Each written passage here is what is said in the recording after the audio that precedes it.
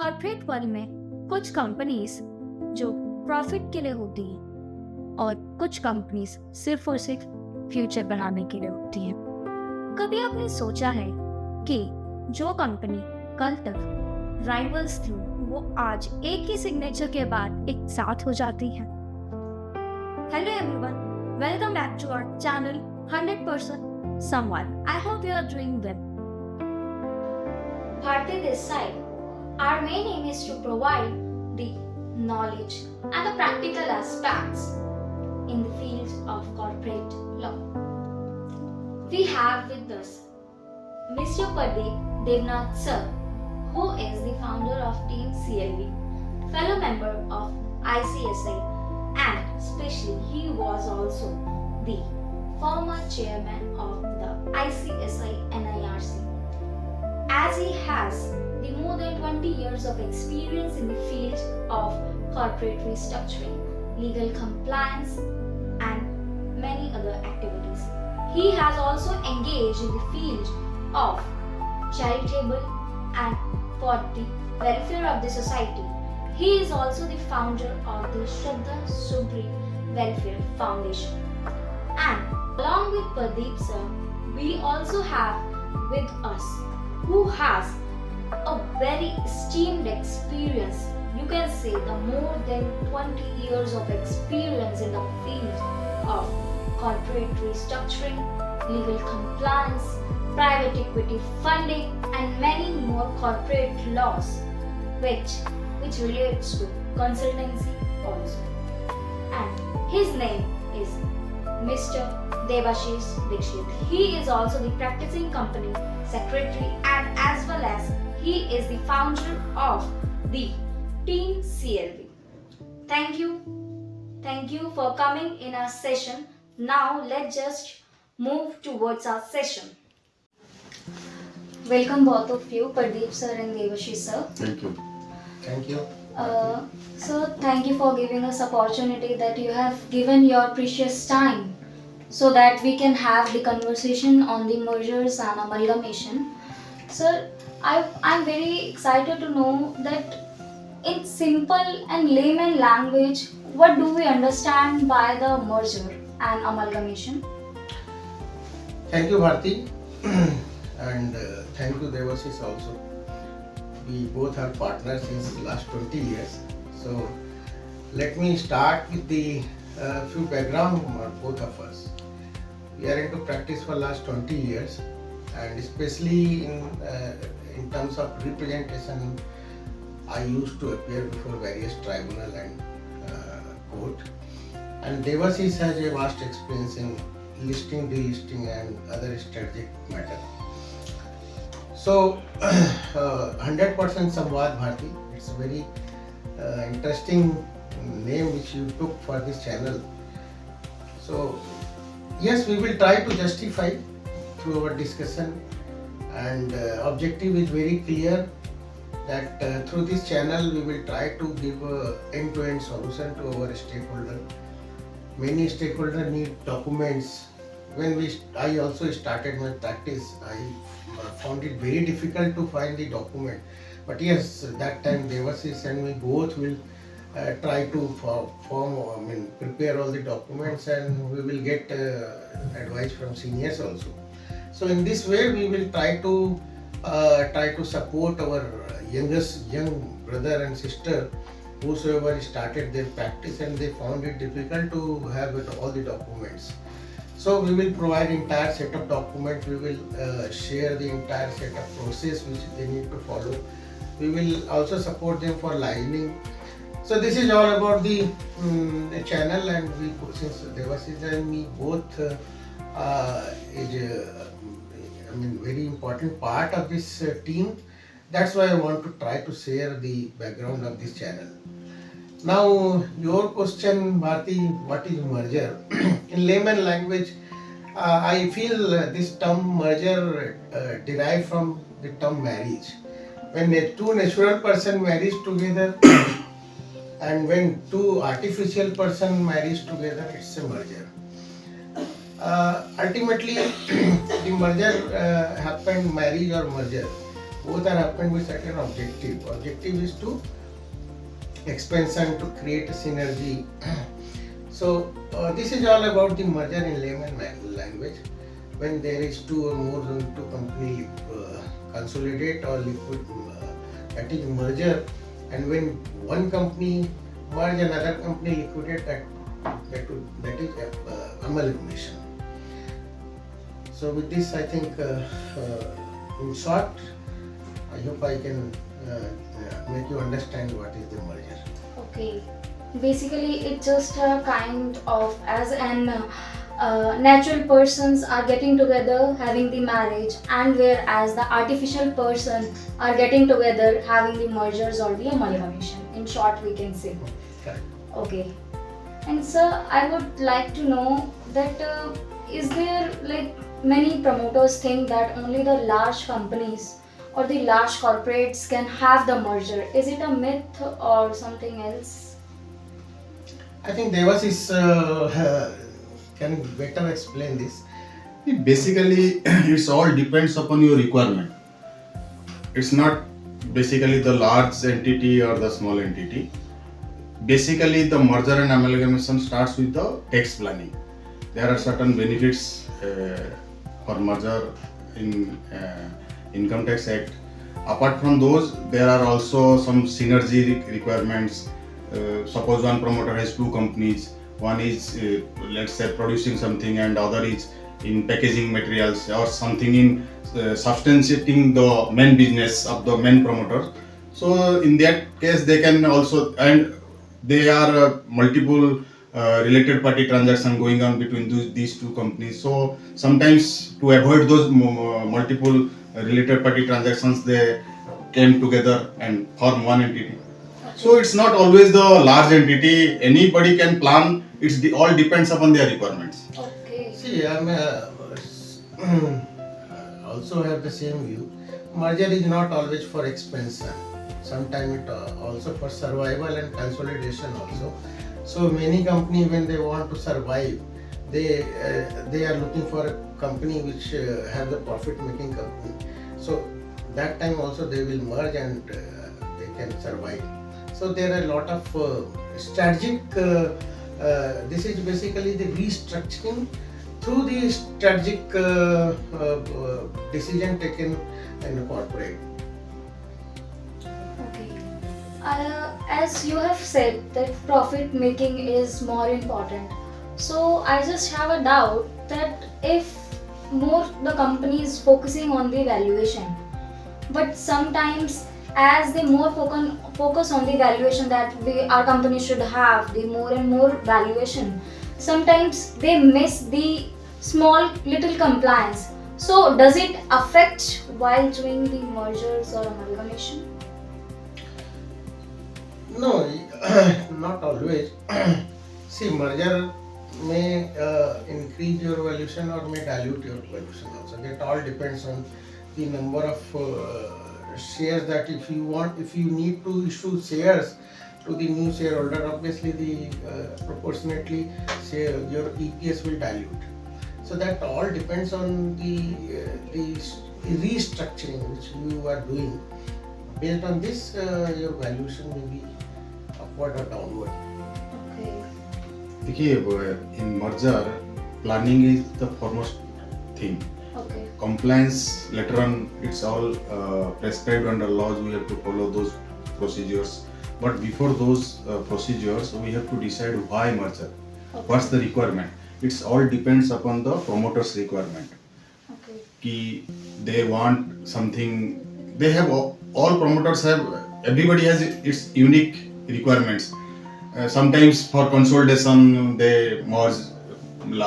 Suppose let's say one promoter has 4 or 5 companies, and they have each company has nothing. They only carried out business in one company, and all other companies are just investment companies or something like that. So in that case, promoter wants to consolidate all companies and make it one company. In that way, the cross holding will be cancelled, and ultimately one company with larger capital base will be formed. So it's all depends upon the criteria and requirement stage and planning stage. It's all decided beforehand And compliance, obviously, it's the foremost requirement, because you can plan anything, but at the end of the day, if you are not complied properly, then NCLT or RD will reject your case, and all your planning will be go into vain. So both are equally important, but promoters criteria, promoters requirement at the planning stage, you have to plan and you have to comply according to that only. Okay, that's great. So I have the another question is that for the merger does it cost higher to the company? Like, as I think I have listened that there are various types of mergers. So can I know that what kinds of mergers like we have? As per Companies Act, there are only two types of merger. One is fast track merger and another is other than fast track mergers. Fast track mergers they covered now. They are covering in September 2025. They came out with notification, and now the major companies are covered under fast track merger. Fast track merger, the approving authority is the regional director, and in other mergers, all other mergers, the approving authority is primarily the NCLT. In fast track merger also, RD has the power to forward your case to the NCLT. If he finds this merger is not suitable in public interest, or it's not fulfilling the criteria, it can be transferred to the NCLT. The main requirement is in fast track merger, all companies should be solvent companies. You remember one case? In one case, we have declared the solvency declaration, we submitted everything, but RD rejected the case. Okay. Just because one company, transferee company, is not a solvent company. So basic one major requirement as a practicing company secretary, you have to check that all companies involved in the fast track merger are solvent companies. Okay. Then only you can go through the fast track merger route. It's obviously cost effective, but you have to check out whether all those companies involved in the merger are solvent or not. Solvent means its ability to pay the debts. मतलब negative net worth नहीं होना चाहिए. Okay. Sir, I have the next question. That is the stamp duty payable in the merger? Yeah, Bharti, it's a very interesting question. Since many people, especially professionals, are missing this to verify before proceeding for the merger. Yes, stamp duty of course is very important aspect which need to be taken care of while we are preparing a scheme also. So yes, stamp duty is payable even on movable property also.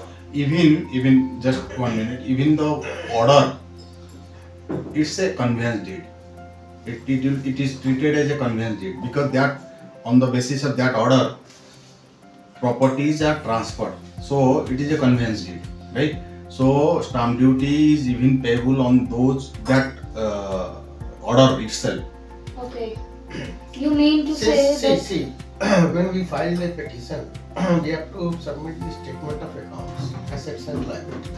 Based on this statement and based on a scheme, NCLT passed their order covering all the movable asset property, and as Debasis told, yes, it treated as a conveyance deed and stamp duty is payable as per the state stamp act. I have the one more question, that can the accumulated losses can be carried forward? Yes, but one most important thing, Bharti, people usually feel that it automatically being carried forward. No, you have to follow this income tax provision carefully and strictly. Then only you can carry forward and claim the losses of post-merger. Okay.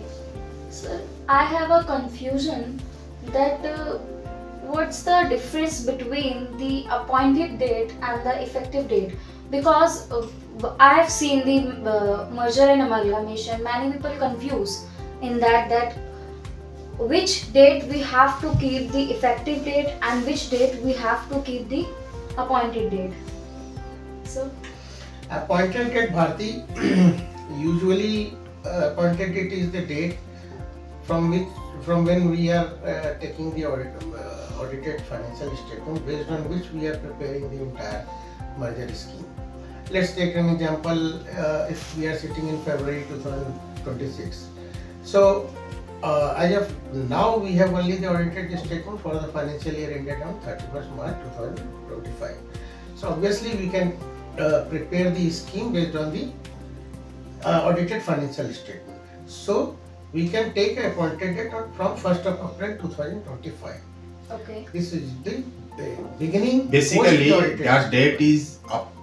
Post that date, the transferor company will act on behalf of the transferee company.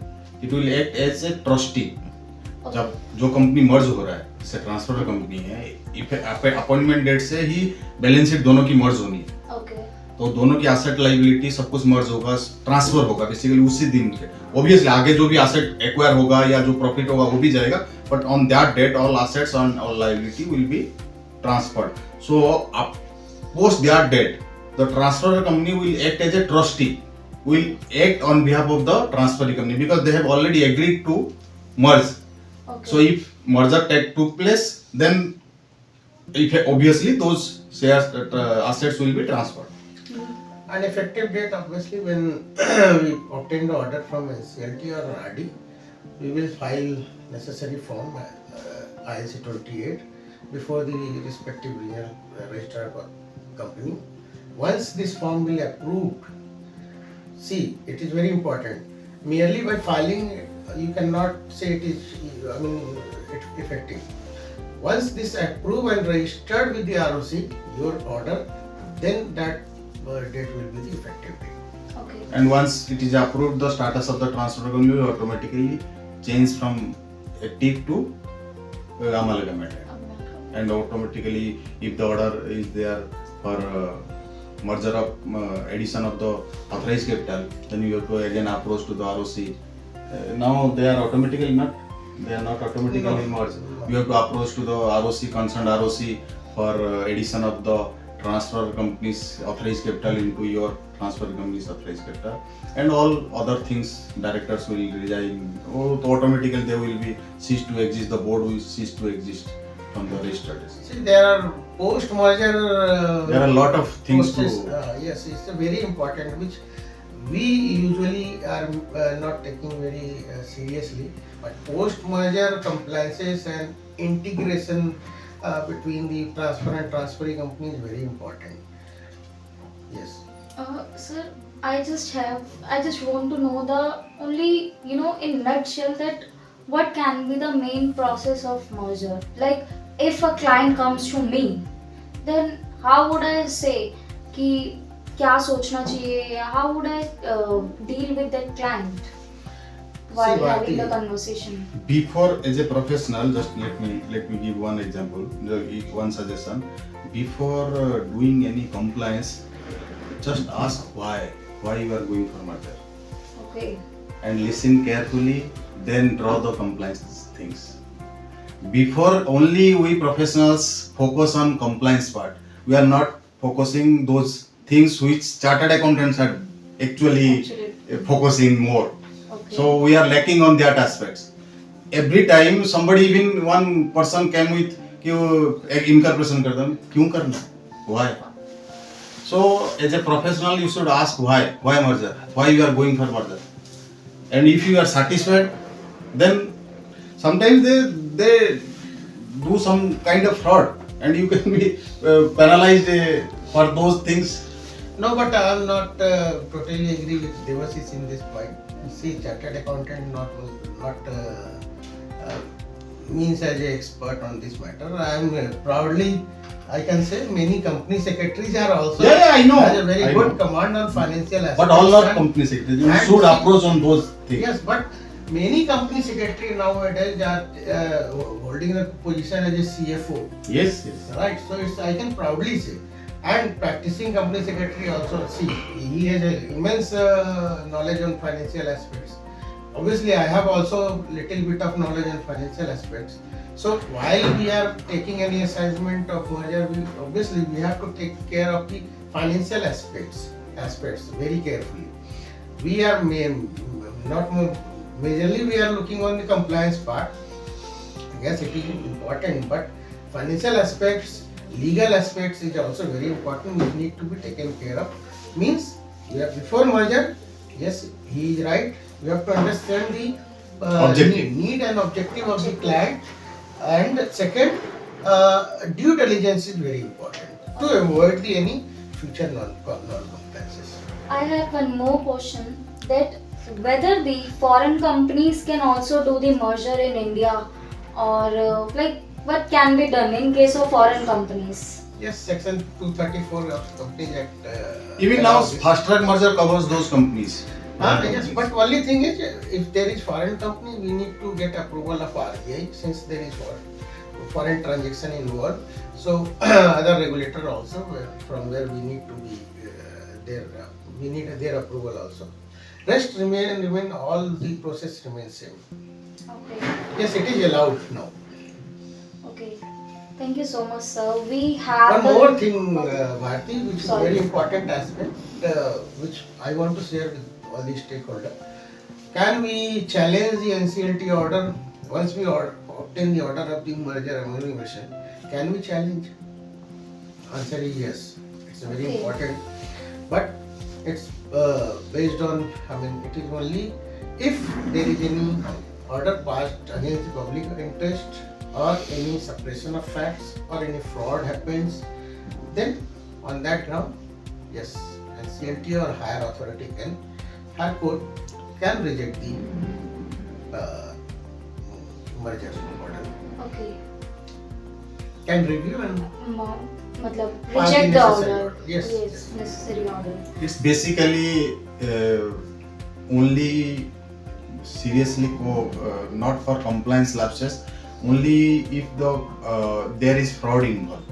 Okay. In one of my client, the ROC has moved to NCLT. I'm not disclosing the name, and complaint filed a petition for rejection of the earlier order. It was approved by, one is approved by NCLT and other is approved by High Court. Earlier, the approving authority was High Court. NCLT rejected the case because it's not there is no such thing of fraud. Okay. Compliance lapses are there, but we should avoid those also, compliance lapses, and majorly that's why at the planning stage, if you are taking any assignment, you should very much before taking the assignment, you should be 100% sure that there is no fraud involved in those mergers.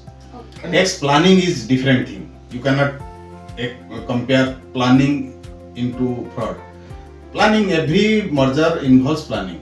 It's Yes. tax planning, it's taxation planning, it's statutory, other kind of planning is there, but fraud should not be there. Planning is obviously everywhere it is very important, and you see in income tax also defined planning is very important, but you cannot go for evasion. Yeah. Evasion is Okay. very serious, and being a professional, we should always go with the planning to help the clients. And one more thing, Bharti, which is very important in merger. Nowadays, what happened in case of fast track merger, RD passed an electronic order. So Okay. please be careful. Electronic order is no sense. You have to obtain the physical order from the RD. Okay. Then only you file INC 28. Because one of my client struck due to only this reason, they filed INC 28 based on the electronic order. Then ROC and RD did not consider this. So you have to obtain the physical order first. Signed copy, signed seal. Signed. Basically the main hard copy. Yeah, the sealed main copy, sealed, signed, physical signed, wet signed. with sign. Okay. So I have one more question, that can the meeting of creditors can be dispensed of by the NCLT? Can it be? Yes, Bharti, see, NCLT has prerogative. It is, many people feel that it is a right that we can obtain the order from NCLT based on the NOC from the creditors. Actually, as per law, there is at least 90% NOC from the creditor. If we can obtain, we can pray to the NCLT for the dispensation of creditors and shareholders meeting. But this is not happen every time. It also always depends on the merit of the case. If it is when feel genuine. Now, in one recent case of our client, the NCLT asking to prove whether those companies are under same management, they are holding subsidies companies. They are asking, and our date is in this 27 January, I think so. So in earlier date, they put so many questions. Why I will dispense these meetings? Why proof these are two companies are involved in मतलब same management, and we are proving that कि हाँ these two companies are under same management, shareholders are same, and board of directors are same. So it's not the right you can ask NCLT to dispense those meetings. Okay. It's their entirely discretionary power. Discretion of the NCLT and they are very judgmental nowadays. They are not allow every time dispensation. So yes, dispensation may be allowed by NCLT based on the primacy from the creators. Okay, so thank you so much, sir. We have a lot of questions from our audience, but due to the lack of time, we cannot ask so many questions. If you have any more questions, you all can comment down your questions into the comment box if you have many more questions. Thank you both of you, Pradeep sir and Debasis sir, who has given us their precious time. Thank you so much. Thank you. Thank you, Bharti, for giving us this opportunity to interact with the members. And friends, we will continue this discussion, and we will try to choose a very apt topic which is very relevant for members. You members can also suggest the topic which you need to be understand. We will certainly take up with our team. Thank you a lot, Bharti. Thank you, sir. Thank you.